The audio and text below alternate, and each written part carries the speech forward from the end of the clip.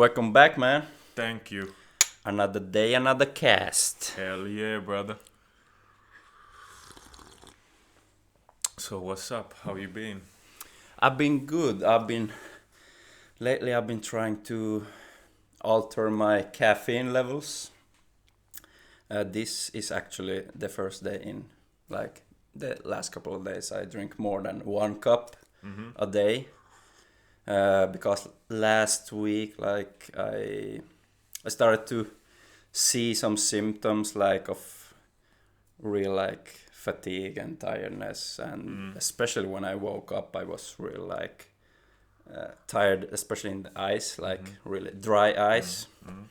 But then I thought it could maybe have to do with my new glasses, that Yeah. my eyes wasn't Yeah. used to it, and that still maybe is the case. Yeah. But then I thought to try like to decrease my amount of caffeine, because some days I drink a lot of caffeine. I don't drink as much energy drink. Maybe 1 can a week I try to aim for. Um but No less, no more. no more. But most days I could drink like 4 cups of coffee, Yeah. and even if that pretty much is the recommended dosage, because it's about 400 milligrams, it still has had a great impact for me to decrease it, because the last 2 days I've drank like only 1 cup a day, and my sleep has been really good. It wasn't bad before, but it has been way better, especially when like we talk about sleep quality. Way better. Yeah. So that has been quite the exploration, and I've also started to take supplements like Yeah. vitamin D, but we will discuss the supplement Yeah. area more on this Yeah. today's episode. But how about you? Anything new with training or generally? Well, I've sort of increased my frequency of Caffeine. session. That too. That too. My gym sessions per week. Yeah. So now I'm getting like 3 or maybe 4 Okay. instead of just 1 or 2. Okay. So we'll see what that yields. Yeah. Feeling a little bit sore now in the beginning, but I think we'll overcome that hurdle with a lot of calories, some good protein. Yeah. Are you on a surplus right now? Yeah. Yeah. I try to aim for a surplus. I think this month my average, if I'd average out per day, would be maybe around 2.6, 2.7, something like that. Okay. So how many calories above your maintenance? I is have that? no idea. I Yeah. think that could be also my maintenance, because I Yeah. haven't seen any large influction in the scale weight, Yeah. so to say. It's really hard to get a like exact number. You can get like approximately a fine line where you stand at when it comes to like maintenance calories. But I'm guessing my maintenance is around 2.5, 2.6, Yeah. somewhere around there. I don't know what mine is at the moment. It's been a real long time since I like tried to track or count calories, because I haven't been like that, not invested, but I didn't need to. Yeah. I just eat what I feel like and try to stay at a like healthy and good level. Eat a lot of proteins and not overeat on stuff like sugar and extra like carbohydrates and stuff like that. Yeah. But so I haven't had any like specific diets lately, but I'm thinking I want to do a little like mini cut, like especially now after my like longer rest. And some may think that's not a good idea to like decrease a little bit, but I think I want to lean down a little bit and then go back to maintenance, maybe even slightly above like a mild surplus, so I can build up from there. Well, I think building up is still possible during a cut. Yeah, If you it have is. a little bit of a layoff, It is. if you keep the protein high, Yeah. there's high possibility to get a body recomp. Yeah, because I saw that last time when I did the like ordinary cut Yeah. in the beginning of last year. Then I lost about like 12 kg and even got stronger in some lifts. And that, not all of it had to do with it, but a big factor of that was the high protein intake. I really prioritized it a lot, and I could tell it made a huge difference, and it does. But it's not only the protein. I still ate at like a caloric deficit, of course, but the like decrease in strength and like muscle loss and things like that were very minimal. Yeah. The like slightest it has been ever. So that's a really big takeaway from that. Yeah. And I think it's a really good thing to think about when you're dieting, that protein is really the number one thing you need to think about. But don't overdo it either. Just eat protein. I'm not saying that, but you need a balance between protein, carbs, fats, even minerals and vitamins as well. But you need to find that balance, what works and according to what you want to achieve. I think if you want to start doing dieting of any kind and you want to start tracking, start by just tracking the protein. How much protein are you getting? Yeah. Are you just getting like 90 grams a day? Oof. Yeah. And you expect to be making gains? Yeah. Like, nah, brother. No, it's like up that protein. It's like you can survive on that kind of amount. Yeah, you can survive and maintain what you have. Yeah. On even lower than that. But we're talking about making gains here. Yeah, because when as I said, during my last cut, when I really prioritized the protein, I ate about 200, even more some days, grams of protein. It was, some days it could be tough, but I mean, I enjoy a lot of tuna and eggs packed with protein, good protein. Eat a lot of that. Same goes for things like, if I cut, chicken is a must for me. I don't like to eat chicken like generally, especially when I bulk, because it's it's high in protein, but it's very low in calories, so it doesn't do me that good when I want to stay on that surplus. But gotta add some fats in that case, some butter, some oil. I love me some butter. I use butter in almost everything. But lately I started to switch more to oil, like cook more with olive oil. Sometimes still with butter, depends on the meal. Yeah. If I make some fish of some sort, I must have butter because it's a crime not to. Yeah. But if I make some ordinary things like pasta or when I'm just meal prepping, I often use oils because there's meals I can use it with. Yeah. Yeah. All right. But should we move on? I think we should move on. And today's big topic is, tell him what's up. Is talking about penis enlargement. Oh, hell yeah. A lot of people believe it to be untrue.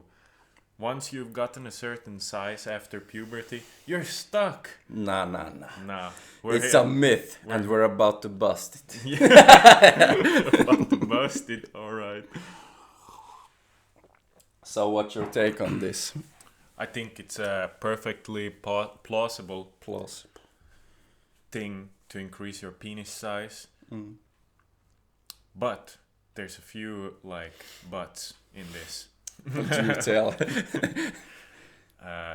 Let's first go over the modalities you can implement in order to sort of increase your member size. You can do stretching. Yeah. This can be done by different devices which you attach to your member. Yeah. And I'm not going to name any different brands. We could maybe a link in the description. Yeah, I know what you got. So the whole storage. So there's ones that you can wear like during the day, during the night, during the evening. I think the best ones are the ones that you can sort of wear whenever. Like you can wear them comfortably when you're sleeping. Yeah. And I think those will make the biggest impact on your length. Is like more things like penis pumps or anything like No, that? that would be more of a pumping device. Yeah. Sort of just stimulating blood flow into the penis. While a stretching would be like more of a pulling thing. You attach it around maybe like your tip usually, and then it pulls on it. You may proceed your Yeah. thought here, but what are your thoughts about cock rings? I don't know. I don't have a lot of thoughts about them. I think they're good if you suffer from maybe some type of erectile dysfunction, or if you just want to use them to enhance sexual pleasure. I think they could be very, very good in that regard. But if you suffer from erectile dysfunction, you could combine a pump and a penis ring. Then you can still have great sex with your pumped up erection. Yeah, because you quite alter your blood flow to your member, if you will, and that's why I thought it could have a like big effect, but especially if you, like you said, have things like ED or even premature ejaculation, which is a form of ED, but it could be, I think, effective for that. But it all depends on your function. Yeah. But there's a caveat with the penis ring. You shouldn't wear it for longer than like 30 minutes max. Yeah. Because otherwise you might be doing damage instead of good. So you're on a time schedule. Ticking time bomb. But it's a good device and it's affordable, very affordable to get for almost anyone. Yeah. But a pump could be more expensive. There are different sort of pumps. You can get a vacuum sealed air pump, or you could get a water pump, which you use in the shower or the bath. Yeah. And those are more effective. You can get more pressure, or a PSI, whatever you want to call it. Some even have pressure gauges on them, so you can monitor what's going on. And there's a caveat to pumping as well. You can pump too hard. That will sort of burst blood vessels, small ones, and your penis will look all fucked up. It like a blue thingy. It is recoverable from, but it could also do damage to both your erection quality and how you look down there. So if you pump, you want to start off by gradually increasing the pressure. Yeah. And first sessions, there's usually like a length gauge on the pump. Yeah. You don't want to go past your normal sort of length. No. Just pump it up in the beginning. Yeah. Have it on 5 minutes, maybe 10. And you shouldn't feel any pain either. No. It's very important. With all of these modalities of enlargement, there shouldn't really be any pain involved. No. If you're having pain, you're doing something wrong. Well, in which cases is pain a good thing to seek when it comes to... I don't know if you're a masochist, maybe you get sexual pleasure from it. Yeah, but I think it's very common to avoid. Yeah, but it's different because we have a different mindset because we're gym bros. Yeah. We embrace the pain in the gym. In that sense. So I could see how we could take it the wrong way. This is exercising. I'm training my cock. Yeah. But sure. You have to take a different approach here. Be careful. So now we have the stretching modality and the pumping. And I think there's more to tell here. You can do all of this for free. Yeah. And we're not going to do any demonstrations. But why not? If you're stretching, you don't want to stretch upwards. No. You want to stretch downwards. Same if you're using some sort of a device. Maybe most of the time they could be stretching outwards, but the most effective way to stretch is to stretch downwards. Okay. And you can also do this by grabbing your penis and pulling it down. Yeah. And you can do it in different directions, maybe to the side, to the other side, and down. But up won't generally do much. Okay. So that's the free way of stretching. Yeah. And this is something that people have been doing throughout the times. Yeah. There's like imagery from ancient civilizations where they hang stuff of their penises to enlarge the member. Yeah. So it's truly an ancient technique to stretch your cock. Yeah. But if you want to really maximize it, get something you can wear for a longer period of time. There are devices which you could attach around your waist. Okay. And you could wear them during the day when you're at work or when you're sleeping. Okay. And those probably are most effective. Could be expensive though. Yeah. I'm not sure how much it costs. I'm guessing 150, something like that. Could be. Guessing, I don't know. You know. I looked at it a long time ago, but I don't know what it costs now. Yeah. I'm guessing around there. But if you feel like you need it, that would be a good investment. Now for pumping. If you want to pump without a pump, there is a way. And let's just pretend that you behind the screen there, you are facing us with your penis. So you're grabbing your shaft, big shaft. Hell yeah. Then you drag down on the middle vein. And you want to use maybe some lube. You could obviously use spit, but it's probably more effective with regular lube. And you sort of drag down when you have an erection on the middle vein. Yeah. And this will sort of suck the blood out of the penis. But what that will create is sort of a vacuum inside of the penis, shuffling new blood there. Okay. And you can do this every day. Yeah. Good thing we got this on tape. So I can like... Yeah. And you want to do that for a few weeks. You should notice improvement already within like 1, 2, maybe 3 weeks. Yeah.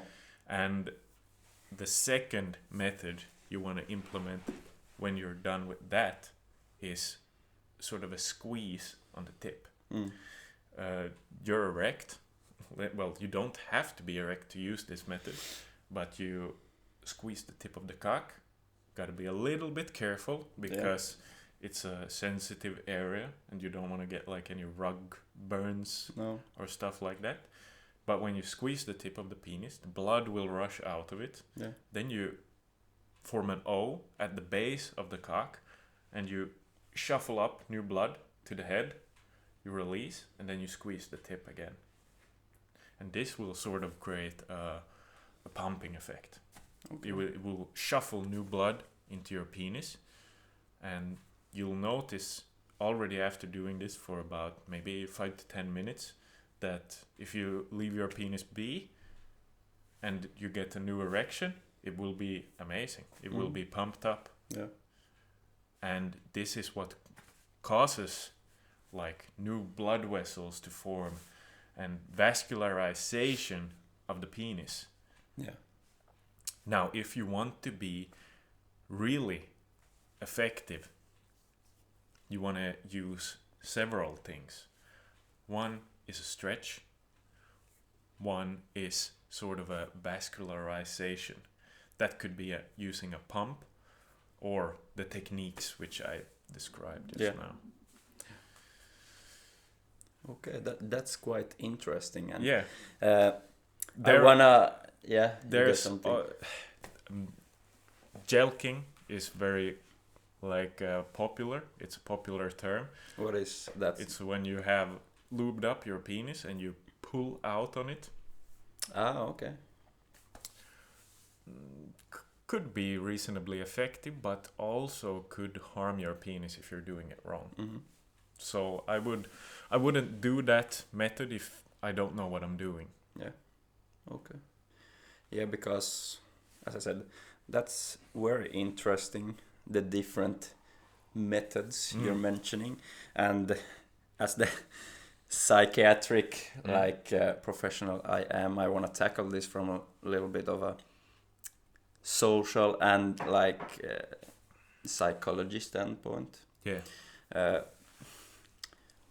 To begin with, we can talk about what is the main reason from your standpoint behind why would you want a penis enlargement in the first place, and the psychological factors behind this. I have some topics on this, but do you have any thoughts now on this? I have a little bit more before we go there. Yeah. And this is, what can you expect to gain from doing this in terms of physical size? Yeah. And with all things, you have to be consistent. You have to do this for half a year before you maybe even notice anything. Yeah. And several years if you want to actually see long-term differences. And you could add several centimeters if you consistently do this for years. You can see immediately gains just using any of these techniques in a couple of months, but that will, if you stop doing this, whatever you've been doing, pumping, stretching, whatever, it will go back to its old size. Yeah. So I have personally done a little bit of experimentations with a little bit of pumping, and I did see maybe, I'd say, around 2 centimeters gained. Okay, for about how long was that? not the size, but period of time. How long did you do it? I think I saw that. How long, brother? I did that to myself. Okay, go on. I did it for a couple of months. Okay. I'd say 3-4 months. Okay. I'd already noticed a couple of centimeters of gains. And the gains will be individualized as well, because it also depends on what you have to work with. So the bigger you are, the more you can stand to gain, which is a little bit unfair. Yeah. But it's just the way it is. Yeah. Okay. So, but that reversed back to its original size after stopping. Okay. So it's nothing permanent. It's not permanent. No. But I have heard anecdotally online, if you do it for years and then stop, you lose about half of what you've gained. Oh. So you can get sort of permanent gains. Yeah. Okay. That's quite interesting. And you can maintain your gains with less of an intense routine. Yeah.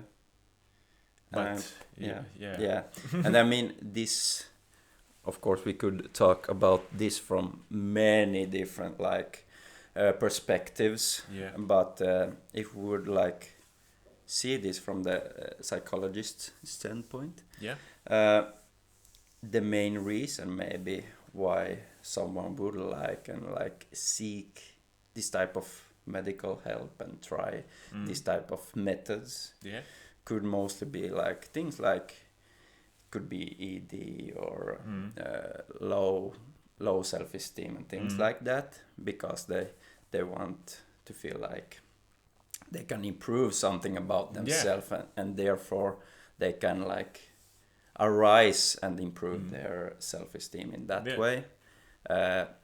But you shouldn't purely look on that. If I do this or change this, I'm a better person. That type of stuff. You should always see yourself as you're good enough just because. Yeah.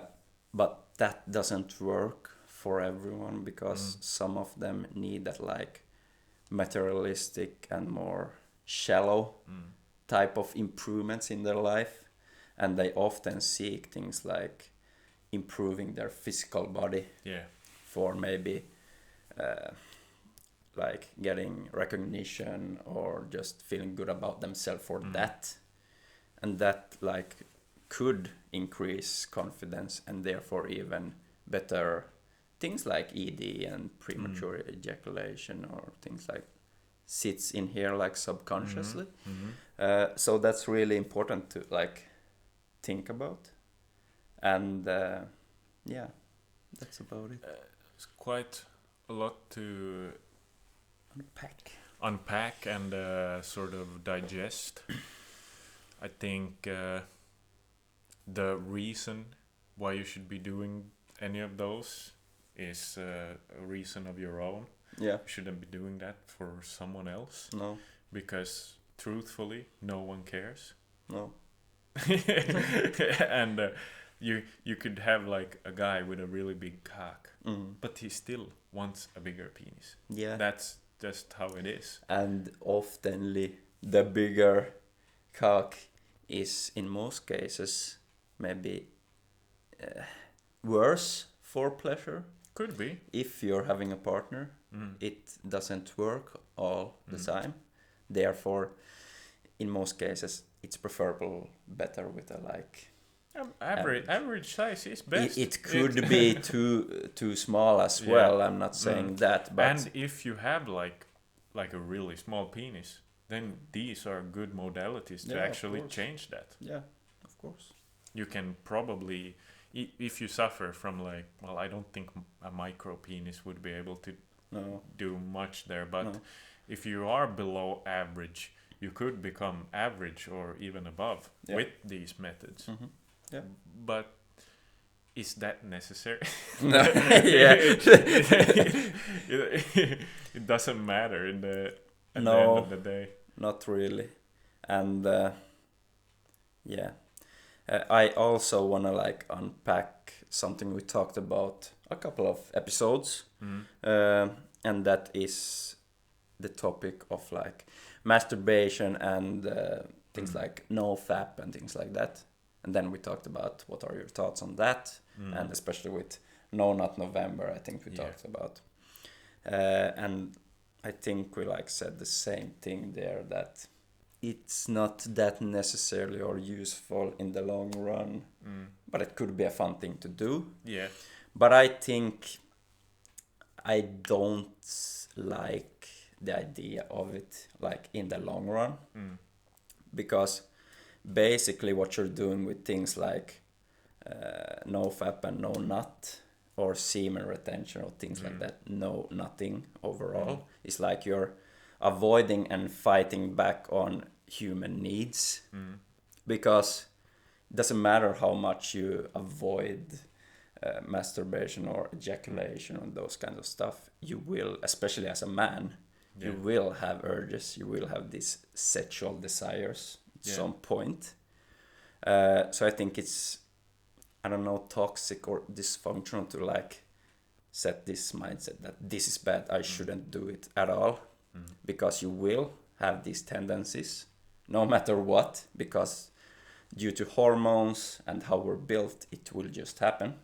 So it's no point in like pushing it back.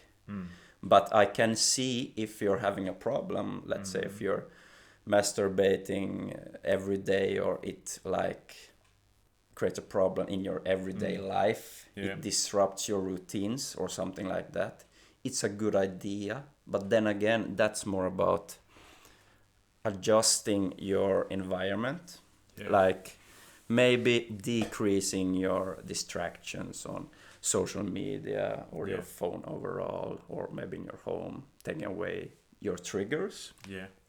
So it's more about adapting your environments. But that's just why I want to say that, because it's not useful to change your mindset to thinking, porn is bad. Yeah, in some way it is, but if you use it at a healthy rate, you could use it sometime, and it could be healthy. Could be a healthy way to explore your sexuality, explore yourself or others as well. But it's a very dopamine draining drug, so it's easy to fall in that trap to getting more and more and more. Same with alcohol or nicotine or things like that. But porn is one of the most strong drugs in the world. So I can see why the mindset of like avoiding it, like every bit of it, is a good idea for some. But I think for a lot of people it also could help to have this Yeah. this message I'm portraying right now, that it's not that bad. You just have to like do it with a balance, because you don't either want to like fight back on your natural and human tendencies, because then it creates a dysfunctional like relationship with yourself. So I think that's something really important to like reflect on. But I think not so many people think about this, especially with today's era when we got YouTube and social media and new trends on, I did NoFap for 1,000 days, this like monk mode. I do think monk mode is a good thing. Then we have monk mode is a good thing. I respect that, but we have it like going the other way too, like these insane cum goblins going like the complete opposite of like they jerk off several times a day, and they watch a lot of porn. They look at like pretty girls online, which makes them look at more porn. And it's sort of a really negative spiral for them. And and I think today porn is becoming more and more like bizarre. I think I would use that word, like really absurd type of content, which I get that could really disrupt the development of the human brain. And like the number one thing why porn is, it's not bad, but is giving a wrong picture of real sexual intercourse. Like the heavy moaning, or the like again absurd pornographic scenes is, you don't see that in real life. Well, and it creates some stuff in you some, can see in real life, but it still creates a like false yeah picture of a real human connection when you're with someone. And it also creates this sort of, it has to maybe be this way. I have to perform certain things. I have to be able to do certain things, and it puts a lot of pressure on all people. Yeah. Both genders gets very heavily pressured because of this. Yeah, it gets very psychological in the long run.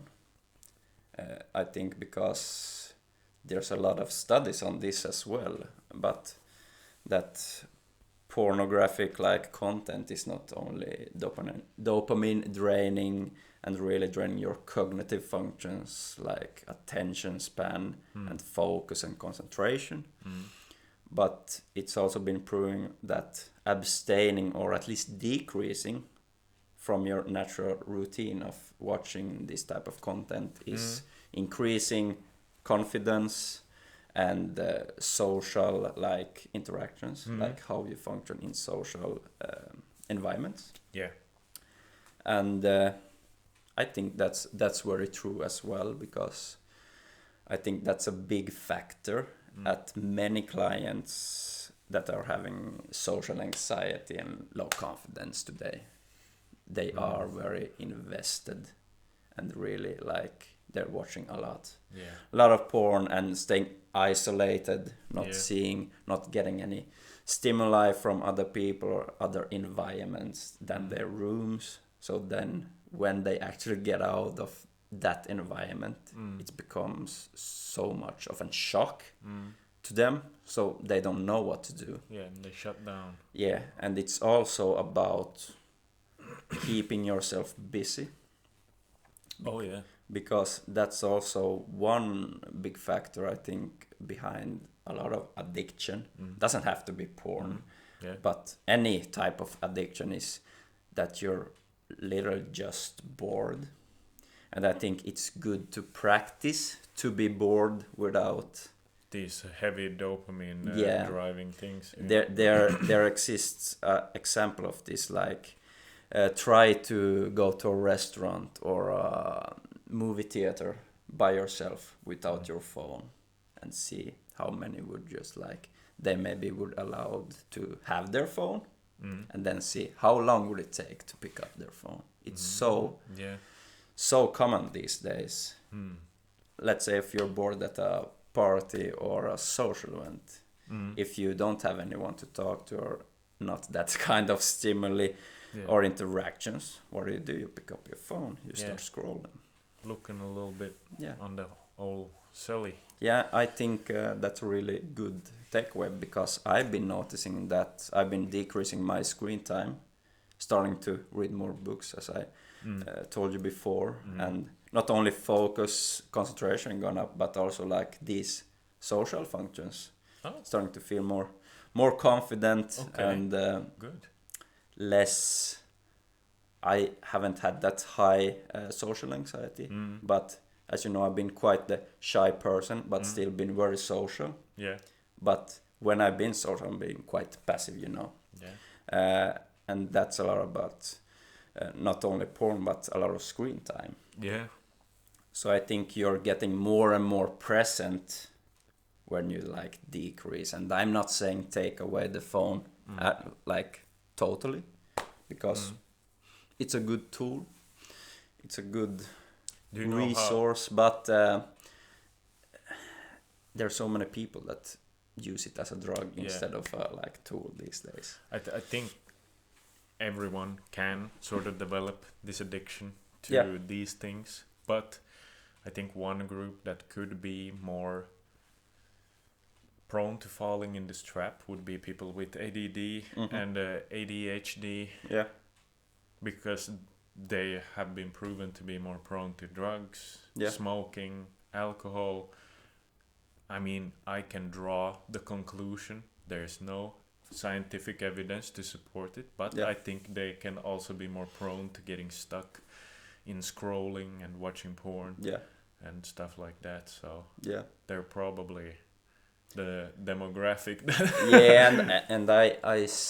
I'm not saying that just because I've read a lot about it, because I work with it on a daily basis. I like about 80% of my clients is clients with ADD or autism or things like deficits or maybe difficulties in social environments and cognitive functions. And I think a lot of these types of clients, I don't say all of them are having addictions like porn and alcohol, but they are more prone to it. I can tell that based on their behavior and tendencies.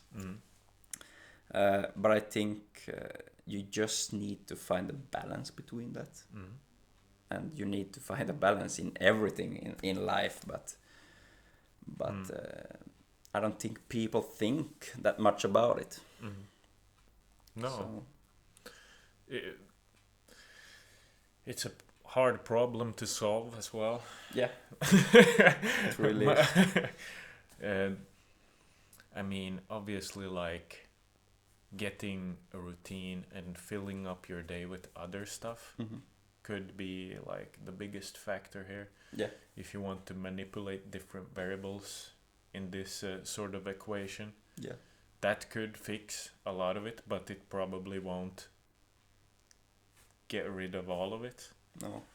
And it could also lead to, if you sort of end up doing something which could stress you out or something like that, you could fall back on these things. Yeah. And I think for me at least, but I think for a lot of people as well, training is the big savior. Yeah. I'm actually reading a book right now that's about like how physical activity and working out affects our mind, like our brain. And in that book, and this is quite common as well, but says that training and working out really like improves your tolerance for stress. And this is something that I really noticed, especially now when after COVID, because during COVID I couldn't train at all. And after COVID I couldn't just like, the first week I didn't train either. And then I switched to like only once a week, which is a really big adjustment for me. Yeah. Because I'm used to training like 3 or 4 times a week with really high intensity and then going from that to training nothing. Yeah. That's a big shift. Yeah.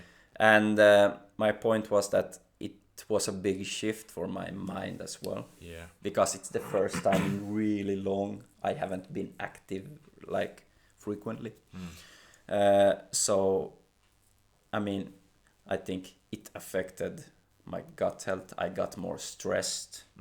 I didn't have any specific topics that made me stressed, but my mind like got overactive more easily, just over little things, Yeah. because I was inactive. But now when I'm back in my gym routine, it's back to normal. Yeah. Like, so it's a really powerful tool, and it also improves focus, concentration, attention span, like physical activity. Yeah. And I think people aren't realizing this. They just think about the physical like benefits, but Yeah. it's really as much about cognitive and mental stuff when it comes to training.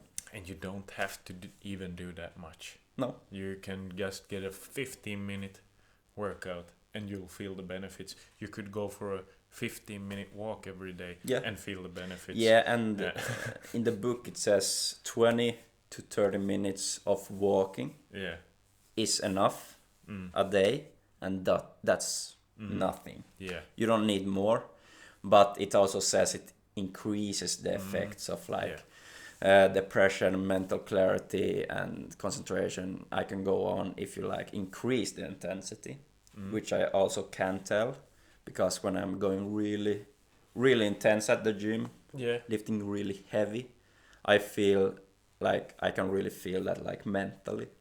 Not only because it creates a sense of accomplishment, but also like the dopamine kick. And it also has been made studies on this.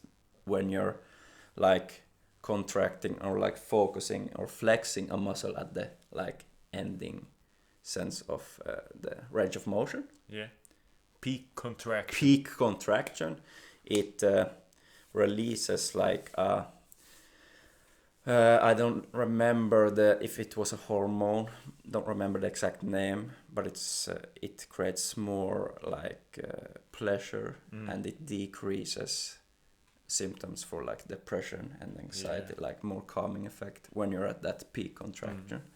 And that's really interesting. And I think this has to be educated more, how training, but how maybe supplements as well are helping cognitive functions. I think next episode we're gonna deep dive on dopamine and how you can get rid of your disgusting addictions. And we're gonna put it down to the T for everyone, so you can enjoy a better life. We can like do a dopamine or hormone only episode, because there's a lot to like discuss there, because a lot of people are neglecting it, but they're neglecting it because they don't have the knowledge for it. But should we move on to the next thing? I recently talked about supplements. Should we talk about that? We digress. We go back to supplements, as you said, but we've already both sort of said a little bit in the beginning that we. I'm gonna stop you right there. I'm gonna get some water. You want some water? Hell yeah, I want some water. You can fill up my cup. Oh hell yeah! I'm gonna tell the viewers while we wait. Go on. I'm listening. I recently got back on creatine.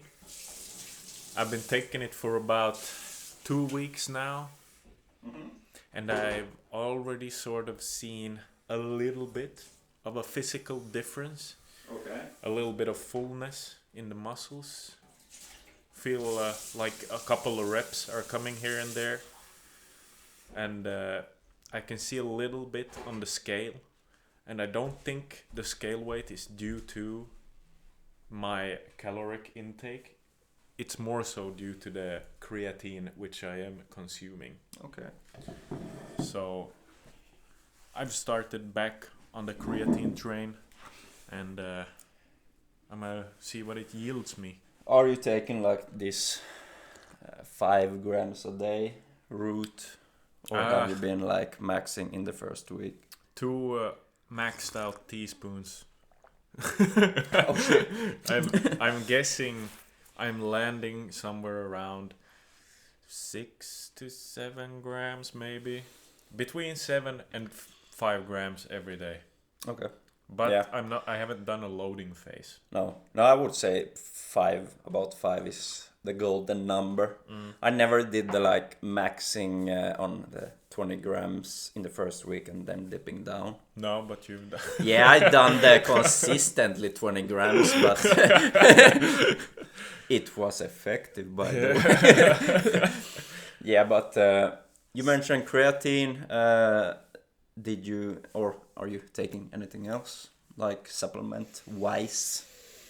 I've also started dabbling a little bit in the vitamin D, but I don't do it every day. I just take it when I remember it. It's fine. Yeah. I drink milk, I eat cheese, I get a little bit of supplement from that of vitamin D. And I take ashwagandha when I feel like it. Yeah, I want to talk about that, but go on. And that's the only supplements I'm taking currently. Yeah, it's almost the same as me.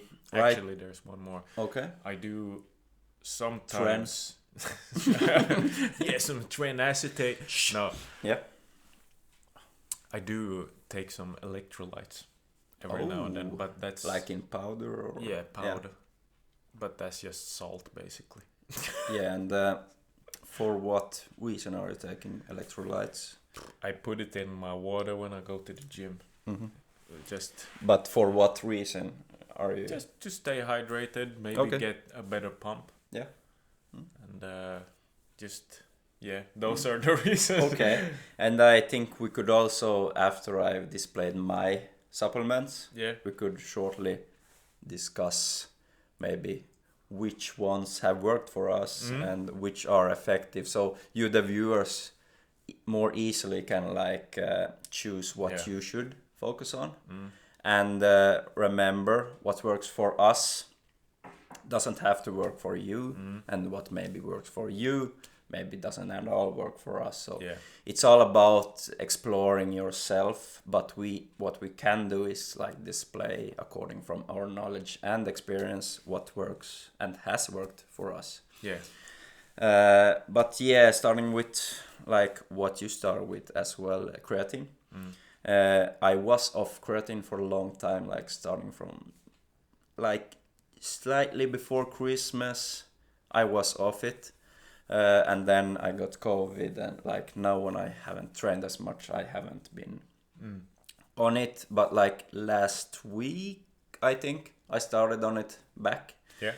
I have a little powder like left on my like last stack, so I'm using that. But yesterday I ordered more like alkaline pills, because those are the like best creatine alternative for me.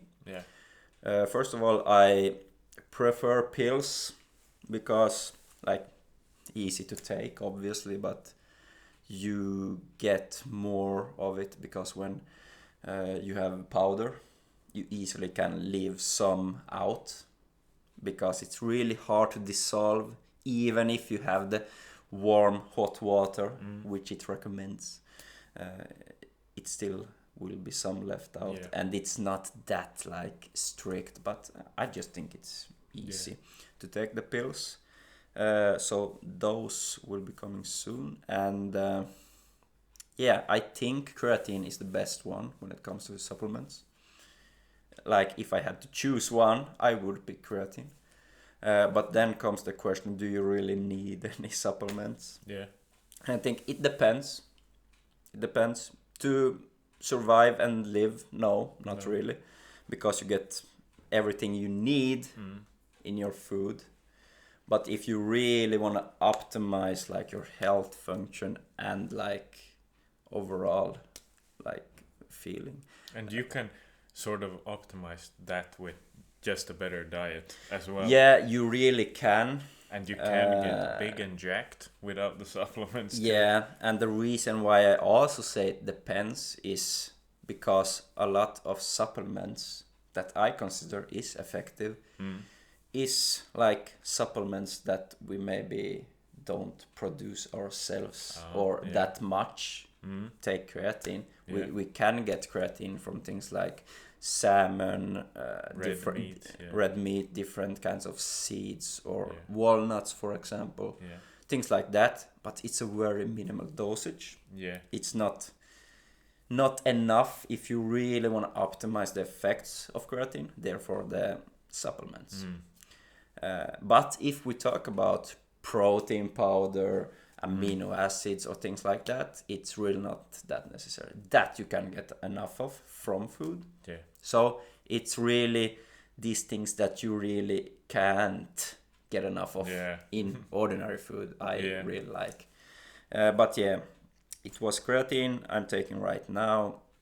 Then, as you said as well, I started to take vitamin D.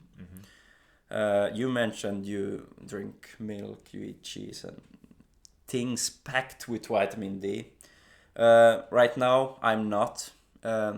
Often I drink a lot of milk and eat a lot of cheese, but I haven't done that as much. So I think that's why vitamin D has been so effective, because I really never thought about needing it. But I can really tell, and realize the benefits of it. I am taking it daily. You said you take it whenever you feel like it. That could be, and I think that's a better choice for you when you're eating more natural vitamin D options like milk and cheese and those kinds of stuff. Yeah. Well, actually, they're not natural. They add it in the food making process. But you get it from. I get it from. And I think I react more efficiently because I'm quite sensitive to vitamin D. But I think I just lack it because I know that things like sunlight, it changes my mood like that. Yeah. But I'm just thinking that's also another sign of the lack of vitamin D, but you don't think about you lacking it. And I will eat vitamin D even if I get enough sunlight, because it's really important to get enough of, and I can see that now. So I think that has worked really good for me. It's upped my mood, energy. I got really much energy now, during the day and when I wake up.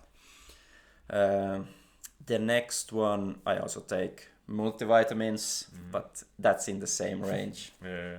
But I take that this, what is it, fizzy tablet that results in water. Yeah. Every evening I take one of those. I also take omega-3, really good fats. You can get a lot of omega-3s from foods like fish. But I don't eat that much fish, to be honest. I love fish, but it's so expensive, so I don't eat it as much as I would want to. And that has been good as well. I think that will, if you want to try omega-3, it will take more time to see the benefits. Oh, yeah.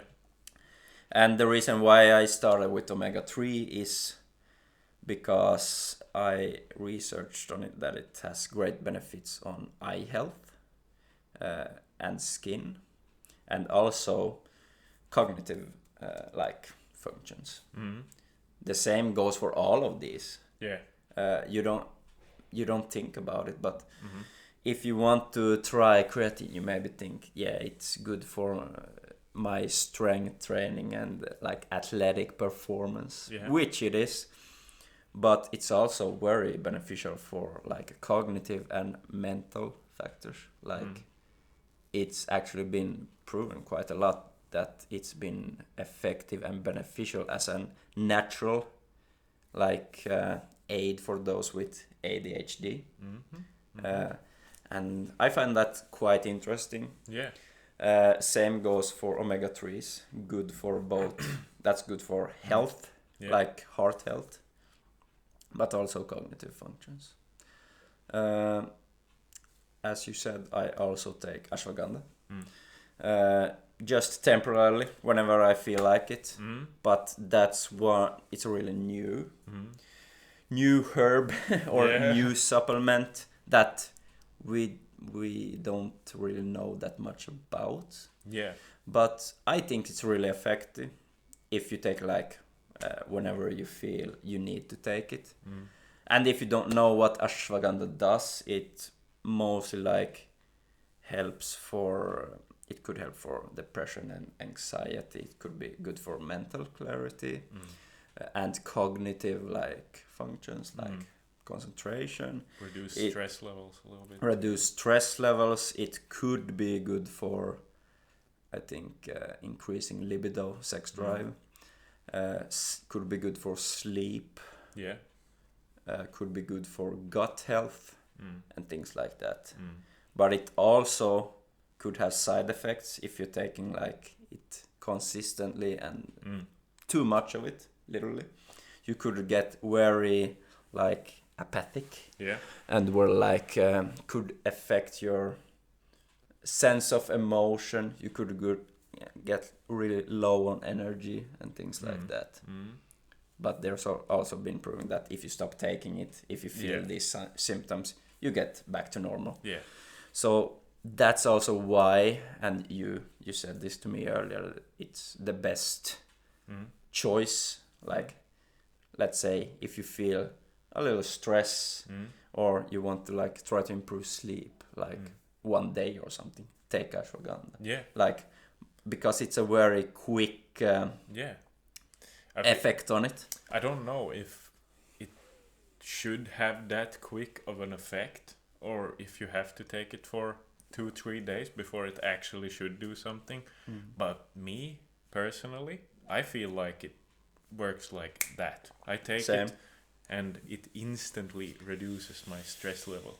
Yeah, because I got a very overactive mind sometimes, and if I feel a little extra stressed or something like that, and I take ashwagandha, that's bad, calms me down immediately. Yeah.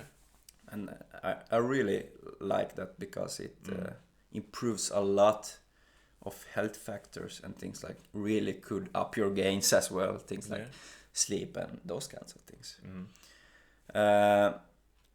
I think that's it. No, I got one more. I don't take it now, but I ordered that one as well, and that's ZMA, which stands for zinc, magnesium, and B12. I don't know what the A stands for, but it's B12. Yeah. And that's one of the best supplements for me, especially for sleep. Ever since I started, I take like 2 pills 30 minutes before bed, and I sleep like a baby. But all of these other supplements that I'm taking is also good for sleep, so it could be like a combination as well. But those are the ones that I'm taking, and those are also the ones that I actually think is working, actually is effective, but that's for me. But I really recommend you guys, if you want to like try some of those, because they are not a scam. They are quite like read up on and very scientific based.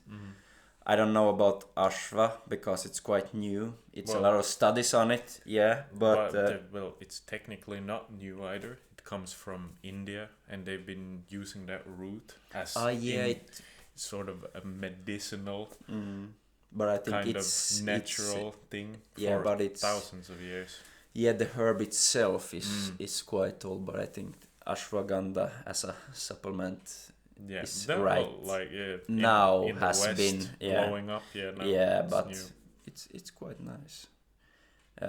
If we talk about some less effective, do you have anything on top of your head that you think is really useless and worth like taking up? personally, I don't know. I'm not taking anything I believe isn't useful for me. But, I mean, obviously the BCAA, obvious scam, don't fall for it. What more? Test boosters, scam, don't fall for it. It's just wasting your money.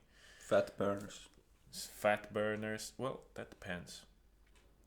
They actually can improve, like, if you take a fat burner, you can increase your expenditure by like 50 cals or something like that. So it could do something. Fat burners aren't entirely useless, but that depends on the individual. If they feel like they work, then take them. Yeah. And usually those have a lot of caffeine in them too, but seemingly caffeine doesn't really increase your metabolic, like, natural metabolic expenditure, but it could definitely suppress your appetite. Yeah. Yeah, for sure. But caffeine itself could also be a good Supplement, yeah. supplement for things like Performance. Performance. Both cognitive and physical. Yeah, so it's like a fine line there. What do you think about green tea?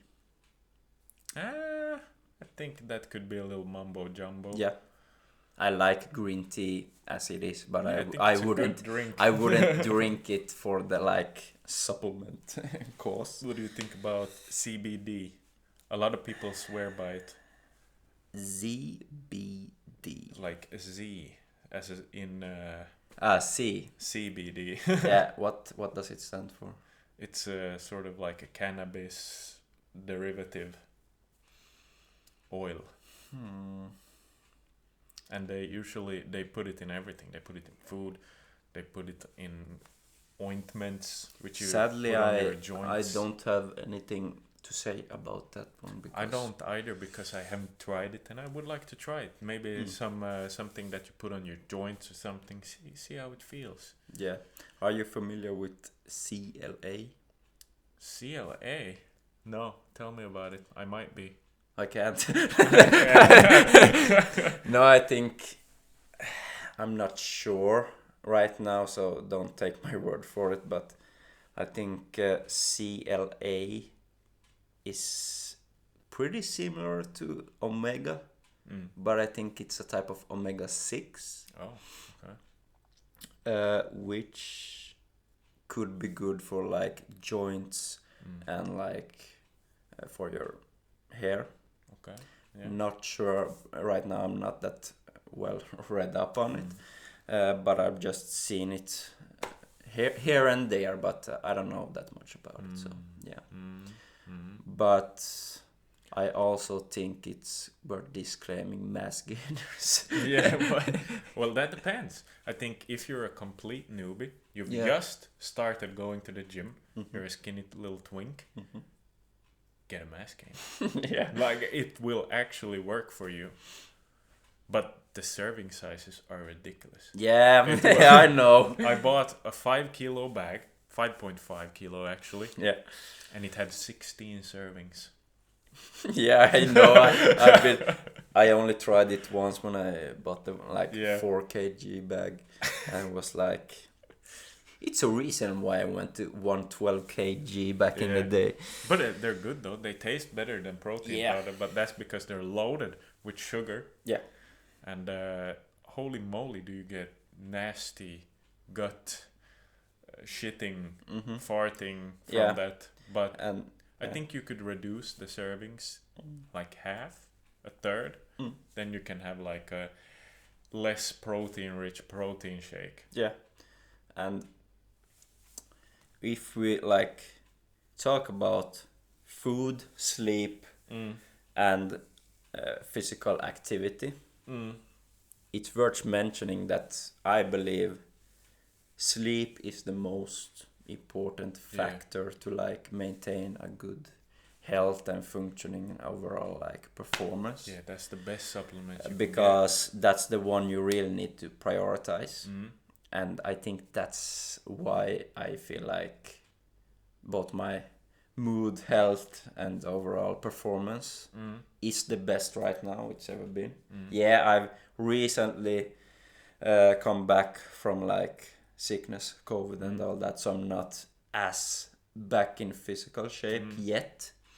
But like when it comes to cognitive and mental clarity and all that, I'm the best I've ever been. And I think that's because I'm also taking these supplements that are evoking and improving my sleep and therefore my overall function and like health is normally higher. Yeah. Because sleep is so important for like taking away stress, and if you're stressed you're having more like difficult times to make gains and things like that. It really hinders you if you don't have the sleep. Same with gut health. If you don't have the sleep, you most likely will have worse gut health and vice versa. Yeah. And that's really important. Of course you need food and working out as well, Yeah. but I believe sleep is the most important one. That's also Best why supplement, yeah. yeah, and that's also why it's really important to like getting that 7 to 8 to really make the beneficial gains, because that's something that hindered me when I powerlifted. I really noticed it because the like increase of intensity, it was so much, so I would have needed at least an extra hour. Okay. But Yeah. because I just ignored it, not ignored, but you know how it is, you can be left scrolling or just staying up or something like that. Yeah. So that hindered a lot of gains, especially when I powerlifted. So that's something I will try to prioritize more, but Yeah. it's getting really good right now. So really psyched for the new year and what awaits. Sleep is the new steroid. Hell yeah.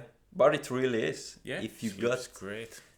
it's a reason why it's a meme why like powerlifters bring their pillow to the gym. It's like they only sleep and do one set and things like that.